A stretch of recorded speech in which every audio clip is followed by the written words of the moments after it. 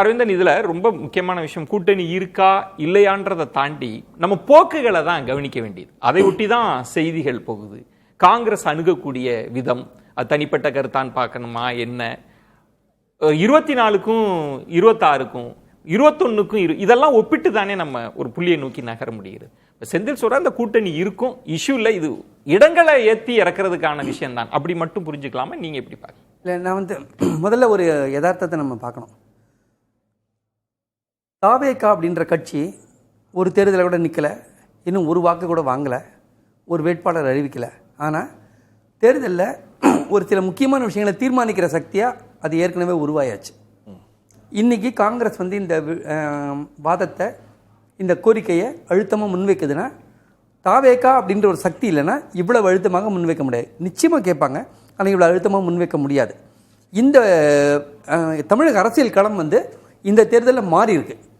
இதை நம்ம அங்கீகரித்தோம் அப்படின்னா நம்ம காங்கிரஸ் ஏன் இப்படி நடந்துக்குது இல்லை, அதில் ஒன்று திரு செந்தில் அவர்கள் சொன்னாங்க, அந்த புரிதலோடு தான் அவங்களுக்கு வேற ஆப்ஷன் முன்னாடி இல்லை இருக்கு, அதனால இந்த 3, 4, 5 இடங்களுக்கான விஷயம் மட்டும்தான். நாங்கள் தான் அதாவது தாவேக்கா இருக்கிறதுனால அவங்களோட பேர வலிமை இருக்கு அப்படின்றது ஒரு சிம்பிள் கணக்கு மட்டும் இல்லை. நான் சொல்ல வரேன், தாவேக்கான்ற ஒரு சக்தி தமிழக அரசியல் களத்தை மாத்துதுன்ற யதார்த்தத்திலேருந்து நம்ம பார்க்கும்போது ஒவ்வொருத்தரும் எப்படி காய் நகர்த்துறாங்கன்றதை பார்க்கலாம். நீங்கள் தாவேக்கா ஆரம்பத்தில் கூட்டணிக்கு அழைப்பு விடுத்தது, அதிமுகலேருந்து அதுக்கு ஒரு பாசிட்டிவாக ஏதோ ஒரு சில வார்த்தைகள் வந்தது, அப்புறம் பிஜேபி, அது நிறைய விஷயங்கள் நடந்து அப்புறம் தினகரன் சொன்னார் தாவேகா தலைமையில் ஒரு கூட்டணி அமைக்கலான்னு சொன்னார். அப்புறம் அதிமுக சில பேர் போனாங்க, இன்னும் சில பேர் வருவாங்கன்னு சொன்னது. தொடர்ந்து பார்த்தீங்கன்னா ஒரு 3-4 மாதங்களில் தாவேகாவினுடைய நிலை, அவங்களுடைய வளர்ச்சி, அதை ஒட்டி பலவிதமான கணக்குகள் ஓடிட்டே இருக்கு. இது தாவேகா ஒரு சக்தியாக உருவாகி பல கட்சிகளுடைய கணக்குகளை மாற்றுதுன்றதை நம்ம புரிஞ்சுக்கணும். இது காங்கிரஸை பேர வலிமையை கூட்டுறதை தாண்டி ஒரு விஷயத்தை அதை கொண்டு போகுது. என்ன அப்படின்னா, இப்போ அவர் சொன்னார் இல்லையா, ராஜஸ்தானில் இதெல்லாம் எல்லா கட்சிகளுமே ஸ்ட்ராட்டஜிக்கெல்லாம் தப்பு பண்ணுவாங்க, அதுக்கப்புறம் அதை திருத்திப்பாங்க, இல்லை திருத்தாமல் போவாங்க.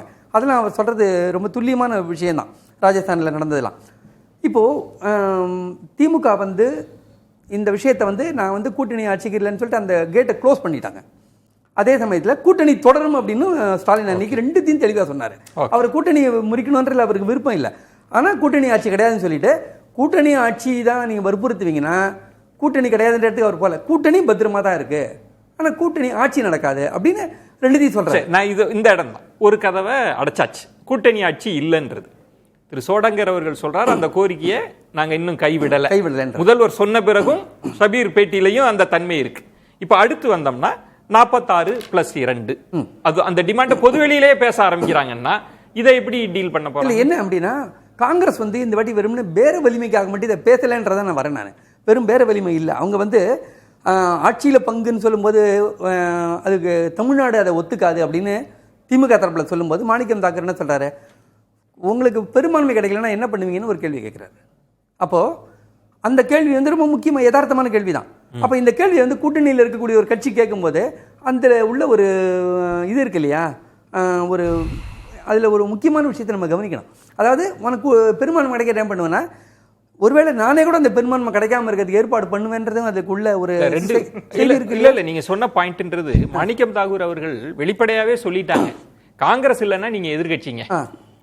அவர் மீண்டும் மீண்டும் அவங்க இந்த கூட்டணிக்கு பேர வலிமையை கூட்டுவதற்காக பேசுற பலருமே திமுக வாக்கு வங்கிலாம் இல்லைங்க, கூட்டணி அது நாங்க இருக்கிறதுனால ஜெயிக்கிறாங்கன்ற தன்மையை தானே திரும்ப திரும்ப பேசுறாங்க. அதுல இவர் சொன்னார் இல்லையா, தனிப்பட்ட முறையில் யார் தனியா நின்னதை வச்சுதான் சொல்லணும். திமுக தனியா அண்மை காலத்துல திமுக தனியா நின்ன மாதிரியே சரி இல்ல. அப்போ காங்கிரஸ்க்கு தன்னுடைய உதவி இல்லாம திமுகவால இப்படி வெற்றி பெற முடியாதுன்றது அவங்களுக்கு ஒரு நம்பிக்கை இருக்கு, அதுல யதார்த்தமும் இருக்கு. இப்போ இந்த ஒரு வலிமையை நம்ம அதை வச்சு பேசணும்னாக்க, ஒருவேளை நீ வானான்னு சொன்னாக்க நம்மளுக்கு போகிறதுக்கு ஒரு இடம் இருக்கணும். அப்படின்னும் போது 26 அந்த இடம் உருவாயிருக்கு. ஆக பேசுகிறாங்க. இதில் 2 என்னென்னா, ஒரு சிறிய கட்சிகள், காங்கிரஸும் தமிழ்நாடு பொறுத்த வரைக்கும் சிறிய கட்சி தான். விசிகா, காங்கிரஸ், தேமுதிக மாதிரி எல்லா கட்சிகளுக்குமே அவங்களுக்கு ஒரு டைலமா இருக்குது. அன்றைக்கி நான் சொன்னேன், அதாவது அவங்களால கூட்டணியில் இருக்கும்போது, ஆளுங்கட்சி கூட்டணியில் இருக்கும்போது ஆளுங்கட்சியாகவும் செயல்பட முடியாது, எதிர்கட்சியாகவும் செயல்பட முடியாது. ஆளுங்கட்சியாக செயல்பட்டா உங்களுக்கு ஏதாவது ஒரு பவர் இருக்கணும் ஒரு விஷயத்தை செய்யறதுக்கு. எதிர்கட்சியாக செயல்பட்டீங்கன்னா ஆளுங்கட்சியை பகச்சிக்கணும். ரெண்டுமே பண்ண முடியாத ஒரு 2 கட்ட நிலைமையில இருப்பாங்க. அப்போ அவங்க கட்சி எப்படி வளர்ப்பாங்க? ஒன்று எதிர்க்கட்சியா இருக்கணும் அல்லது ஆளுங்கட்சியில இருந்து ஏதாவது தன்னுடைய அவங்களுடைய ஆதரவு தளம்னு ஒன்று இருக்கு இல்லையா, அது ஏதாவது செய்யும். கட்சியை வளர்க்கறதுன்றது ரெண்டுமே பண்ணணும். 5 ஆண்டுகள்ல 2 தன்மை திரு அரவிந்தன். போராட்டங்கள் நடத்தி, ஊர்வலங்கள்லாம் நடத்தி கட்சியை வளர்க்கறதுன்றது ஒரு ஃபார்முலா. கடைசி நேரத்துல சீட்டு அதிகமா வாங்கி கட்சியை வளர்க்கறதுன்றது 2வது ஃபார்முலா. சொல்றேன். இப்போ நீங்க சொன்னீங்களே, இப்போ சோடங்கர் வந்து அந்த பேட்டியில சொல்றாரு 2 நாளுக்கு முன்னாடி இந்த இதுல, நாங்க 66,000 இடத்துல வந்து பூத் ஏஜென்ட்ஸ் வந்து போட்டிருக்கோம், 22,000 கிராமங்கள்ல வந்து குழு அமைச்சிருக்கோம் அப்படின்றாரு. இந்த கீழ்மண்டலத்துல காங்கிரஸுக்கு ஏதாவது இருக்குன்னு சொல்றேன் இல்லையா, அதுக்கு அவர் நேரடியா பதில் சொல்றாரு அந்த மாதிரி. இப்போ அதாவது அந்த கட்சிக்கு வந்து நான் வளரணும் அப்படின்னா அந்த 5 ஆண்டுகள்ல நான் என்ன பண்ணணும்? ஒண்ணு நான் பவர் எனக்கு இருக்கணும், அல்லது பவர் எதிர்த்து செய்யறதுக்கு எனக்கு ஒரு ஸ்கோப் இருக்கணும் அப்படின்றாரு. இப்ப டிவிகேக்கு ஒருவேளை காங்கிரஸ் போகுதுன்னு வச்சுக்கோங்க, அவங்க ஒரு விஷயம் இருக்கு, அவங்க அந்த ஆப்ஷனை க்ளோஸ் பண்ணவே இல்லை. சோடங்கரோட பேட்டியில வந்து அதை அவர் வந்து தெளிவாவே நாசுக்கா சொல்றாரு. அவர் கிட்டத்தட்ட எல்லா பேட்டிகள்லயும் அந்த டோரை ஓபன் பண்ணி தான் வைக்கிறாங்க. அது என்னன்னா காங்கிரஸ் வந்து ஓரளவுக்கு மேல டஃபா போக முடியாதுன்றதுக்கான அறிகுறியா அவர் காட்டிட்டே இருக்காரு.